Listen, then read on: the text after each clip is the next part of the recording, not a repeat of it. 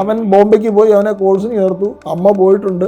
ഇനി പഠനം പൂർത്തിയാക്കിയിട്ട് എങ്ങനെയെങ്കിലും അവൻ നല്ല സ്കോപ്പുണ്ട്, ഭാവിയിൽ അമേരിക്കയിലൊക്കെ പോയി ജീവിക്കേണ്ട കൊച്ചനാണ്. തലേ ദിവസം ധരിച്ചിരുന്ന ഈ ബോഡിയിലുണ്ടായിരുന്ന വസ്ത്രം നഷ്ടപ്പെട്ടിരിക്കുന്നത്. ഇത്രയും വനത്തിനുള്ളിൽ ഇൻഫർമേഷൻ കിട്ടിയെന്ന് അറിഞ്ഞുകൊണ്ട് ഇവരതെടുത്ത് കത്തിച്ചത് തന്നെയാണ്.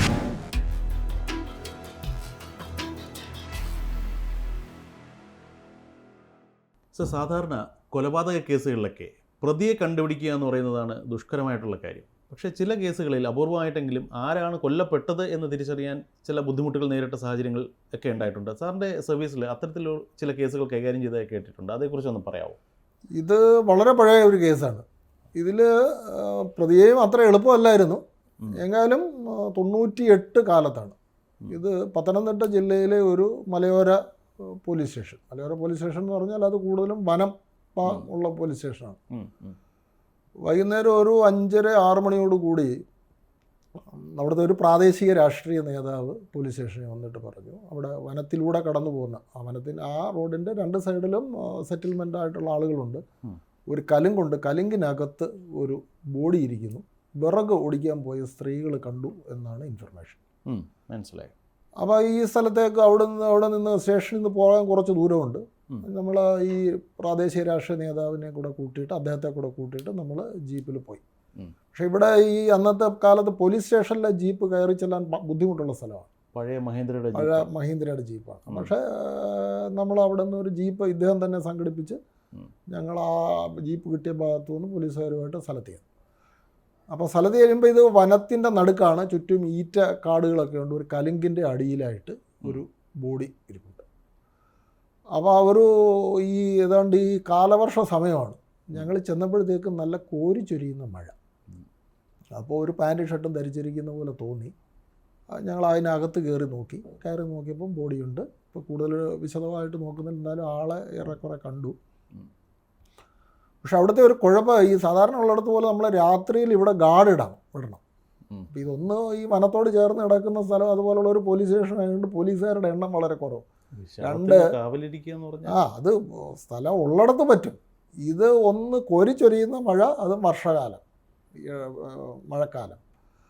അപ്പം ഈ മൃഗങ്ങൾ വരുന്ന സ്ഥലമാണ്, അതുകൊണ്ട് ഇവിടെ ആളുകളെ ഇടുന്നത് സേഫല്ല എന്ന് ഇദ്ദേഹം തന്നെ പറഞ്ഞു. അപ്പോൾ ഏതായാലും ഞങ്ങൾ 2 പേരെ അവിടെ നിർത്താൻ ശ്രമിച്ചു. പിന്നെ നമ്മളൊരു 9 മണിയോടുകൂടി തിരിച്ചു വരേണ്ടതായിട്ട് വന്നു. അപ്പം ഇൻക്വസ്റ്റ് ബാക്കിയുള്ളത് നാളെ നടക്കുകയുള്ളൂ. അപ്പോൾ ഈ 2 പേരെ നമ്മൾ തൊട്ടടുത്ത്, അതായത് ആദ്യം സെറ്റിൽമെൻ്റ് ഉള്ള ഭാഗത്ത് ഒരു പഞ്ചായത്ത് മെമ്പറുടെ വീട്ടിലാക്കിയിട്ട് താഴെയും മുകളിലും നിന്നിട്ട് ശ്രദ്ധിക്കാനായിട്ടൊക്കെ ഏർപ്പാട് ചെയ്തിട്ട് മടങ്ങി. പിറ്റേന്ന് രാവിലെ നമ്മൾ ഇൻക്വസ്റ്റിന് ചെന്നപ്പോൾ വളരെ കൗതുകകരമായ ഒരു കാര്യം കണ്ടു. തലേ ദിവസം ധരിച്ചിരുന്ന ഈ ബോഡിയിലുണ്ടായിരുന്ന വസ്ത്രം നഷ്ടപ്പെട്ടിരിക്കുന്നതായിട്ട്, അതുപോലെ മുഖം കരിച്ച് ഇരിക്കുന്നതായും തോന്നി. ഇത് പുരുഷനാണോ? പുരുഷനാണ്, ചെറുപ്പക്കാരനാണ്.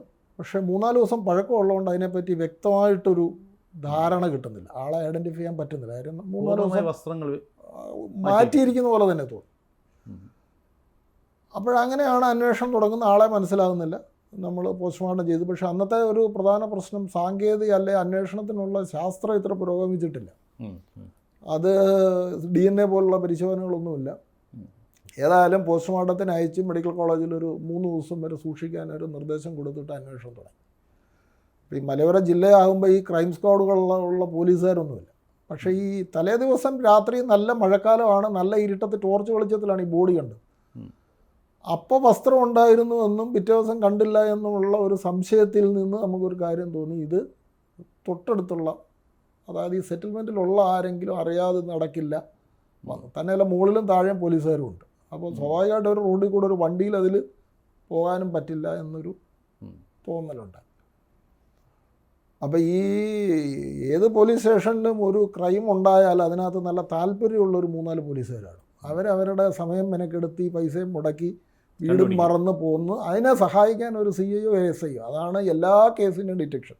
ഈ പോലീസുകാരാണ് ആക്ച്വലി എല്ലാ പോലീസ് സ്റ്റേഷൻ്റെയും കേസ് ഡിറ്റക്ഷൻ്റെ നാട്ടിൽ. ഇവിടെ അതുപോലെ ഫോറസ്റ്റ് സ്റ്റേഷൻ ആയതുകൊണ്ട് ആൾ കുറവായിരിക്കും, കാര്യം അങ്ങനെ ദൂരെയുള്ള ആളുകളൊക്കെ വരുന്നത്. പക്ഷേ ഇവിടെ 2-3 പേരെ നമ്മൾ സംഘടിപ്പിച്ചു. ഒരു സോമരാജനും പിന്നെ ഒരു പോലീസിൻ്റെ ക്യാപ്പൊക്കെ ഉണ്ടാക്കുന്ന ഒരു പോലീസുകാരൻ, അങ്ങനെ 2 പേര്. അവർ വളരെ സജീവമായിട്ട് സാറേ ഞങ്ങൾ നോക്കാം എന്ന് പറഞ്ഞിട്ട് ഞങ്ങൾ അവരെ ഒന്ന് അന്വേഷിക്കാനായിട്ട് വിട്ടു.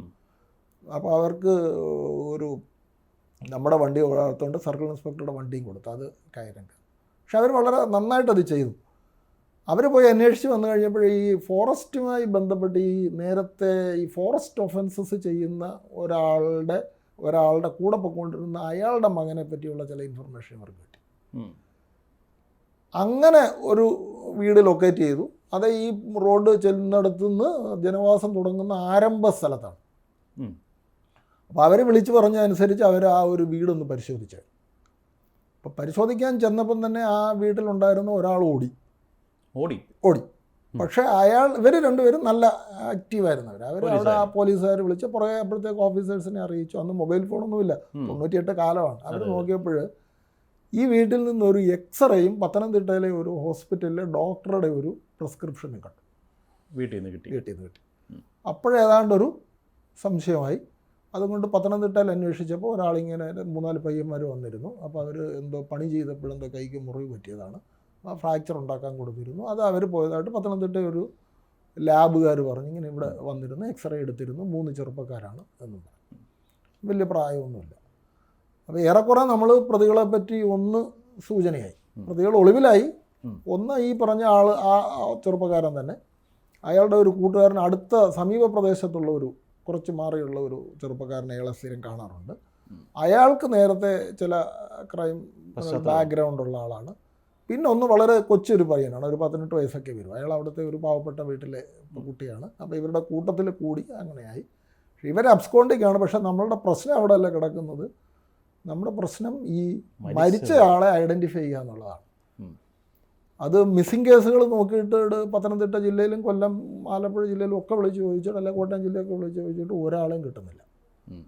അങ്ങനെ വന്നിട്ട് ഈ ഒരു കുട്ടിയുടെ മറ്റ് 2 പേരുടെ വീടുകളിൽ നിന്നൊക്കെ തിരക്കിയിട്ട് അവരൊന്നും ആരെയും കണ്ടില്ല. പക്ഷേ ഇവരുടെ 4 പേരെ കണ്ടതായിട്ട് നമ്മൾക്കൊരു സ്ത്രീ നമ്മളോട് പറഞ്ഞു. 4 പേരെ ഈ ഒരു 3-4 ദിവസം മുമ്പ് ഇതിൻ്റെ പരിസര പ്രദേശത്ത് കാട്ടിലൊരു പാറയിലിരുന്ന് അവർ കള്ളു കുടിക്കുകയും ബഹളം വെക്കുകയും ചെയ്ത് ശബ്ദം കേട്ടു. അപ്പം പിന്നെ അവർ ദൂരം ആയതുകൊണ്ട് കേട്ടില്ല എന്നുള്ള ഒരു ഇൻഫർമേഷൻ നമുക്കൊരു സ്ത്രീയിൽ നിന്ന് കിട്ടി.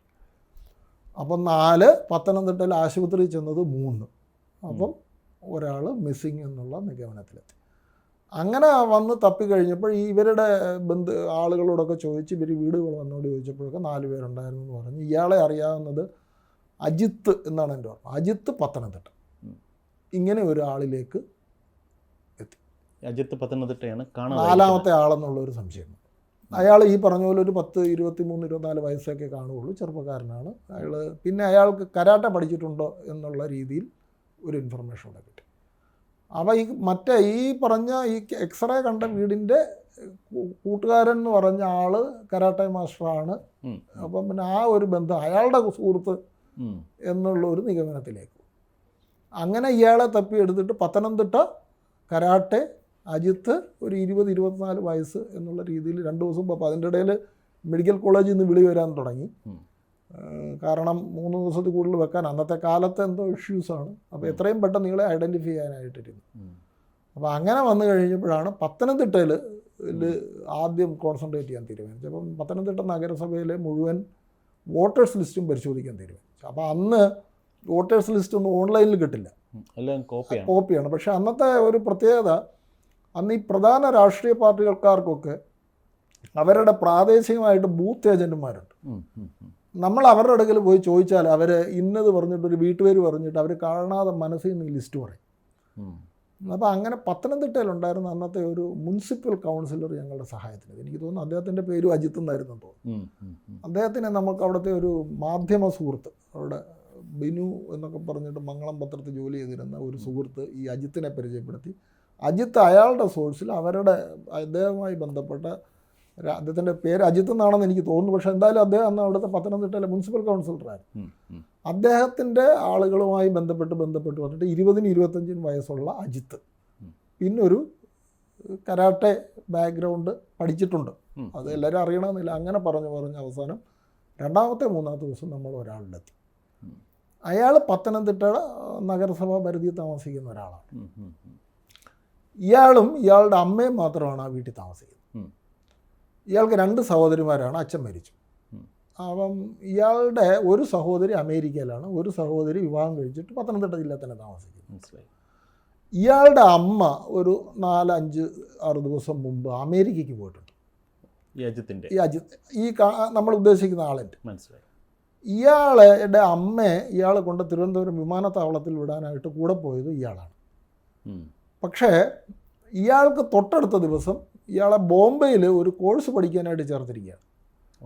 അപ്പോൾ അടുത്ത ദിവസം ഇയാൾക്ക് ചെങ്ങന്നൂരിൽ നിന്നും ജയന്തി ജനത എക്സ്പ്രസ്സിൽ ബോംബെക്കുള്ള ഒരു ടിക്കറ്റ് റിസർവ് ചെയ്തിട്ട് ഇയാളെ ഏൽപ്പിച്ചിട്ടാണ് പാവപ്പെട്ട അമ്മ പോയിരിക്കുന്നത്. പക്ഷേ നമ്മൾ അന്വേഷിച്ച് ചെന്ന് കഴിഞ്ഞപ്പോൾ ഇയാളാവാമെന്നുള്ള ഒരു രീതിയിൽ നോക്കിക്കഴിഞ്ഞപ്പോൾ ഇയാളുടെ ഒരു സഹോദരിയുടെ ഭർത്താവ് ഏറെക്കുറെ ഐഡൻറ്റി ചെയ്തു. പക്ഷേ ഐഡൻറ്റിഫിക്കേഷൻ്റെ ഒരു കുഴപ്പം എന്ന് പറഞ്ഞാൽ ഇത് 3-4 ദിവസം പഴക്കമുള്ളതുകൊണ്ട് ചീർത്ത് കിടന്നതാണ്. അങ്ങനെയാണ് ഈ ആളിലേക്ക് നമ്മൾ എത്തുന്നത്. പക്ഷേ ഇയാൾ പോയില്ല, ഇയാൾ ബോംബെക്ക് പോയില്ല. ഇയാൾ ബോംബെയിൽ പോകാതെ ഇയാൾ ഈ സുഹൃത്തിൻ്റെ കൂടെ ഈ വനപ്രദേശത്തിലേക്ക് ഈ ഭാഗത്തെത്തി അയാളുടെ കൂടെ കള്ളു കുടിച്ച് മദ്യപിച്ച് നടന്ന് അതിൻ്റെ ഇടയിൽ ഒരു കലഹം ഇവർ തമ്മിലുണ്ടായിട്ടാണ് ഈ മരണം നടന്നത്. എല്ലാം സുഹൃത്തുക്കൾ തന്നെയാണ്, എല്ലാം സുഹൃത്താണ്. ഈ ഒരാൾ ഇയാളുടെ ആത്മാർത്ഥ സുഹൃത്തുക്കളാണ്. ഇവിടെ വന്ന് ഇവരുടെ കൂടെ കൂടിയിട്ട് അങ്ങനെ തിരിച്ചു വന്നതാണ്. അതായിരുന്നു ആ കേസിൽ മരണപ്പെട്ട ആളെ കണ്ടെത്താനുള്ള ഒരു പ്രയാസം. മരണപ്പെട്ട ആളെ കാരണം ഇയാൾ മിസ്സിങ് ആണ് എന്നുള്ള പേര് ഇയാളുടെ ബന്ധുക്കളോ ആരും അറിയുന്നില്ല. കാര്യം അവരെല്ലാം ധരിച്ചിരിക്കുന്നത് ഇയാൾ ബോംബെയിലേക്ക് അടുത്ത ദിവസത്തെ ട്രെയിനിന് പോയി. അന്നത്തെ കാലത്ത് 3 ദിവസം 4 ദിവസം കൊണ്ട് ട്രെയിൻ ബോംബെയിൽ ചൊല്ലുള്ളൂ.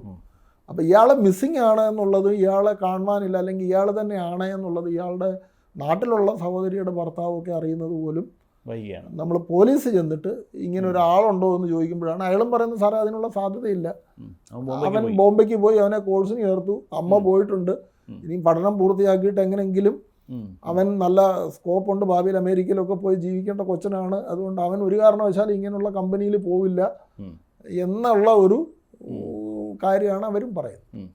പക്ഷെ ഇയാളെ സംബന്ധിച്ചിടത്തോളം ഇയാൾക്ക് വേറെ പ്രശ്നങ്ങളൊന്നും ഇല്ലായിരുന്നു. മദ്യപിക്കാൻ പോയ സമയത്ത് മോശപ്പെട്ട കൂട്ടുകെട്ടിൽ പോയി വീണ് പോയതാണ്. പക്ഷേ അയാൾ പോയ അതിനകത്ത് 2 പേർക്ക് ചെറുപ്പക്കാരും അത്യാവശ്യം അവരും ചെറുപ്പക്കാരായിരുന്നു അന്ന്, പക്ഷെ ക്രിമിനൽ പശ്ചാത്തലമുള്ള ആളുകളാണ്. ഈ വസ്ത്രം കാണാതായി എന്ന് പറഞ്ഞൊരു സംഭവം പറഞ്ഞല്ലോ. ആദ്യത്തെ ദിവസം ബോഡി കാണുന്ന സമയത്ത് വസ്ത്രം ഉണ്ടായിരുന്നു, പിറ്റേന്ന് പോകുമ്പോൾ ബോഡി ഇത് കാണുന്നില്ല. അതെന്തായിരുന്നു സംഭവിച്ചതെന്ന്? അത് നമ്മൾ മനസ്സിലാക്കുന്നത് പോലീസ് ഈ ഇത്രയും വനത്തിനുള്ളിൽ ഇൻഫർമേഷൻ കിട്ടിയെന്ന് അറിഞ്ഞുകൊണ്ട് ഇവരതെടുത്ത് കത്തിച്ചത് തന്നെയാണ്. അതായത് ആളിനെ എക്സാക്ട്ലി. അതായത് ഈ ഷർട്ടിൻ്റെ ലേബലിൽ നിന്നോ മറ്റോ ഈ മരിച്ച ആളിനെ തിരിച്ചറിയാതിരിക്കുക എന്നുള്ള ഒരു ഉദ്ദേശത്തോട് പർപ്പസ്ഫുള്ളി ആയിട്ട് ചെയ്തതാണ്. പക്ഷെ അത് പിന്നീട് അറസ്റ്റ് ചെയ്ത് കഴിഞ്ഞപ്പോൾ ഈ തുണിയിട്ട് കത്തിച്ച സ്ഥലമൊക്കെ അവർ പിന്നീട് പറഞ്ഞു തന്നു. അവിടെ മൊഴിയുണ്ട്, അതൊക്കെ നമ്മൾ കണ്ടെത്തിയ സ്ഥലം. ശരി, അത് പോലീസുകാരുടെ കണ്ണ് വെട്ടിച്ച് അതിസമൃദ്ധമായിട്ട് വന്ന് കത്തിച്ച് ഇതെടുത്തിട്ട് പോകുമായിരുന്നു. കാരണം അവർക്ക് കാട്ടിലൂടെ വരാം തന്നെയല്ല പോലീസ് കാട് നിൽക്കുന്നു എന്ന് പറഞ്ഞു കഴിഞ്ഞാൽ മുകളിലും താഴെയാണ്, അവിടെ മൃഗങ്ങൾ ഇറങ്ങുന്ന സ്ഥലമാണ്, തന്നെയല്ല നല്ല മഴയുണ്ട്. അപ്പം വാഹനത്തിൽ വരാതെ കാട്ടിലൂടെ വന്നിട്ട് അവർ ചെയ്തതാണ്. ശരിക്കും ഇതിപ്പോൾ ഇവർ വസ്ത്രം മാറ്റി കൊണ്ടുപോയില്ലായിരുന്നെങ്കിൽ, ഇത് അടിച്ചു മാറ്റിയിട്ടില്ലായിരുന്നെങ്കിൽ ഒരുപക്ഷെ പ്രതികളെ കുറിച്ചുള്ള അന്വേഷണം ആ പ്രദേശം വിട്ടു പോയേനെ. അങ്ങനെയാണെങ്കിൽ ഈ പറഞ്ഞ പോലെ കണ്ടുപിടിക്കാൻ സാധിക്കുമായിരുന്നു വാഹനങ്ങളിലേക്ക് അതൊക്കെ. പക്ഷെ അത് അല്ലെങ്കിലും ആ പ്രദേശവുമായി ബന്ധപ്പെട്ട് ക്രിമിനൽ ബാക്ക്ഗ്രൗണ്ട് ഉള്ളവരെയും നോക്കാം. ഇത്രയ്ക്ക് വനത്തിനുള്ളിലാണ്. പക്ഷെ എങ്കിൽ പോലും ഇതാണ് പരിസരവാസിയാണ്, ക്രിമിനൽ ബാക്ക്ഗ്രൗണ്ട് ഉള്ള ആളാണ്, അല്ലെങ്കിൽ ഈ ഇതിനടുത്ത് വരാൻ കഴിയുന്ന ആളുകളാണ് എന്നുള്ളത് മനസ്സിലാക്കി. അത്തരത്തിലുള്ള പശ്ചാത്തലമൊന്നുമില്ലല്ലോ. ഇല്ല, അയാള് ഇവരോട് എങ്ങനെയോ കമ്പനിയോട് കൂട്ടുകൂടിയിട്ട് വഴിതെറ്റിപ്പോയ ആളാണ്. പക്ഷെ അയാളുടെ ഒരു ജീവിതം ഇവിടെ പറയുന്ന വഴിക്ക് അപ്പുറത്തേക്ക് പോയി എന്നുള്ളതാണ്. അത് അയാളുടെ ബന്ധുക്കൾക്കും ഭയങ്കര ഷോക്കായിരുന്നു. കാര്യം അവർ പൊതുവെ സാമാന്യം നല്ല രീതിയിൽ കുട്ടികളും ഒക്കെ ആയിട്ട് നന്നായിട്ട് ജീവിക്കുന്ന ആളുകളായിരുന്നു. ഇങ്ങനെ കൂട്ടുകെട്ടൊന്നും ഇവരാരും അറിഞ്ഞിട്ടില്ല.